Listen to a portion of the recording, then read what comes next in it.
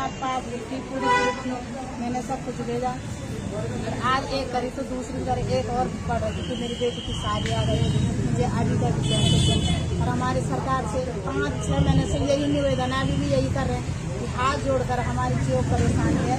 कहीं आत्महत्या करने से पहले हमारा भुगतान जल्द करें, हम बहुत परेशान हैं। अब मुख्यमंत्री भेज रही है हमारे गढ़वाली से, और विधायक भेज हमारे गढ़वाली से, उनका पता तो बोलो कि हमारे गाँव में भाई का समस्या है ना, पाई पाई करके हम जमा करना, पूंजी जमा करना क्या ना, लेकिन हमारे धानी भेज भी हमारे गढ़वाली से ना, सब कुछ है ना, बाद में अगर मुख्यमंत्री संपर्क है बिल्कुल वो तो सब पता था हमारे गढ़वाले के, हमारे गढ़वाले माँ बहने कभी कठिनाई माँ जीवन आ सकते ना, तो घास भी एक पहाड़ों पर गिनो से है ना, पहाड़ पर घास पर जानो से पोल पर सफाई जनूंगा टूट देती थे पूंजी हम उसी नहीं हमारे वो पूंजी जमा करेंगे। अब देखा अब परेशान कर बने मैं बहन अपने कौन बेचते दिल्ली ने